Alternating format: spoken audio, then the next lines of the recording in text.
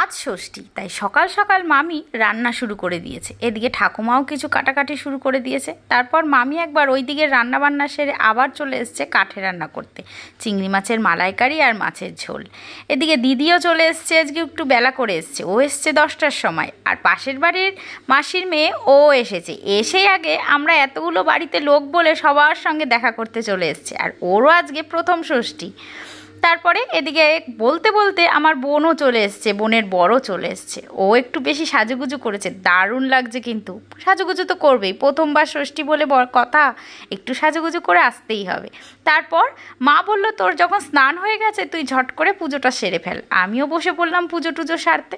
তারপরে শেষ, এবার বসলাম ফল কাটতে, কারণ একটু পরেই মা আবার বরণ করতে শুরু করবে জামাইদের। তাই ফল টল কেটে প্লেটে একেবারে সাজিয়ে গুছিয়ে নিলাম। আর এই দিকে ঈশান আর আমার দিদির ছেলে বায়না করেছে ওদেরও বরণ করতে হবে।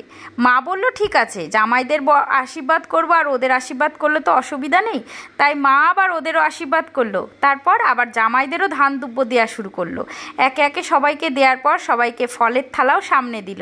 ষষ্ঠী মানেই সেই খাওয়া দাওয়া, ফল মিষ্টি ভালো মন্দ।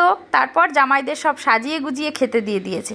আর আজকে প্রচুর রান্নাবান্না হয়েছে, এরকম ভাজা, ডাল, চিংড়ি মাছের মালাইকারি, পনির, মাছের ঝোল, ঘন্ট, চাটনি, পাঁপড়, দই, মিষ্টি। আর এদিকে মামার ছেলেরাও খেতে বসে পড়েছে। তারপরে সবার খাওয়া দাওয়ার শেষে আমরা সব বোনেরা একসাথে বসেছি। বোনেরা একসাথে বসে খাওয়া দাওয়ার একটা মজাই আলাদা, কত গল্প। তারপর আমিও বসে বললাম, আর এত গরম লাগছে, ষষ্ঠীতে তো গরম পড়বেই।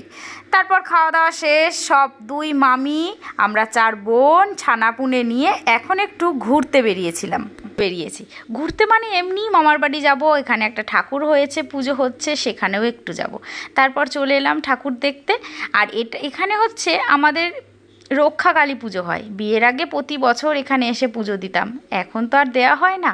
প্রতি বছর এই সময় ঠাকুরও পুজো হয় না, ষষ্ঠী হয়তো আগে পরে।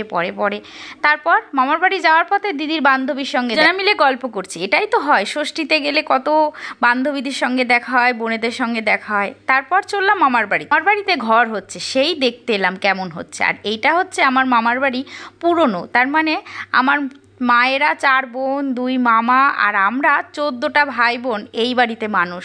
তাই পুরনো বলতে কি এটার প্রতি একটা টানই আলাদা আমাদের। ছোটোবেলা থেকে এত মজা করেছি এইসব ঘর দেখে। চললাম বাড়ি এসেই বোন সবার জন্য ফুচকা ভেজেছে, তাই সবাইকে খেতে দিচ্ছে। যদি ভিডিওটা ভালো লাগে একটা লাইক করবেন। টাটা।